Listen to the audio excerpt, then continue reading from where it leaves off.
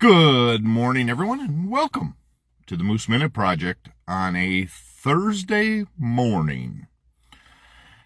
One day of work, and then I'm off for a day, and then we're headed to Michigan to see Roxanne's good friend and hang out and come home, and Cassandra will be home, and everything will be good for the weekend. So I'm looking forward to it, but tomorrow will be a Moose Minute Project in the morning at some point before we leave. But yes, welcome to the Moose Minute Project on a Thursday morning with the clouds around and it's a pretty nice morning overall. I think it's 76 degrees here in southern Wisconsin.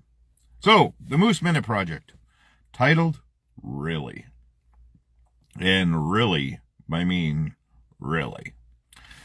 So, the Olympics, I've never been a diehard where I have to watch Olympics. And maybe it's on my part.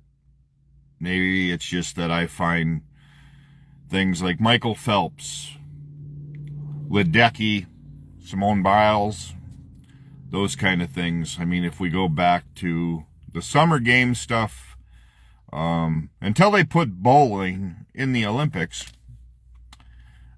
I probably won't.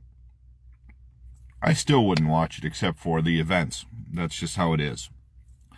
So I kept seeing the picture of the Last Supper thing, and I'm like, well, is that just a meme that I'm seeing running around, or what happened? So I guess at the opening parts of the ceremonies, they mocked the Last Supper. That is one thing that is amazing to me is that they're allowed to do that. They wouldn't do it to any other country due to the fact that they would have probably retaliations. And you can blame what other side or whatever you want on it. But it is the money that runs that whole thing. So, with that said, I'm curious, for all of you out there and what amazes me is this. So, we'll go to the story where I was headed. Bud Light does what they did. Agree with it or not, and people blew it up, and I hope they go bankrupt, I hope they do this, I hope they do that.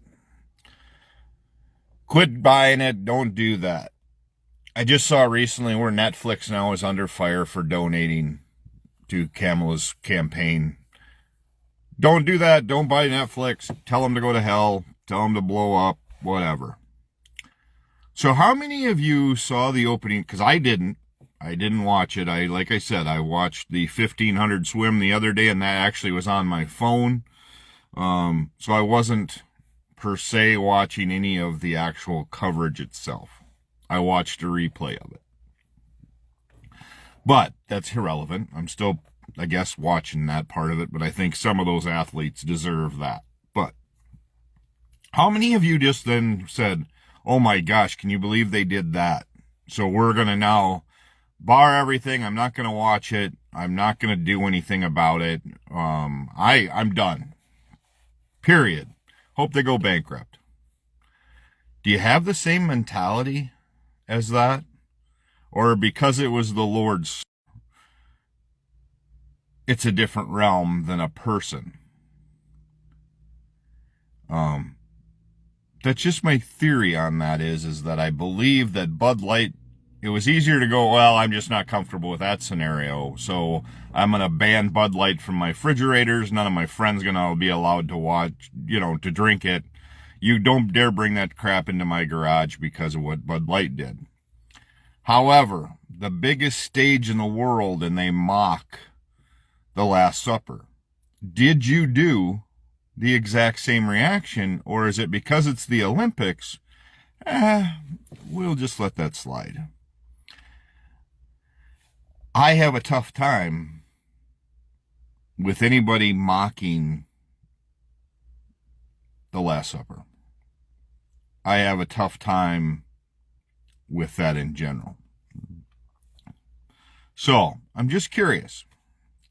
To me, I don't watch the Olympics enough to give a darn, except for the fact that I had to verify it because I thought it was just something on Facebook people were doing as a joke, which I thought was a really weird joke, and something you don't joke about.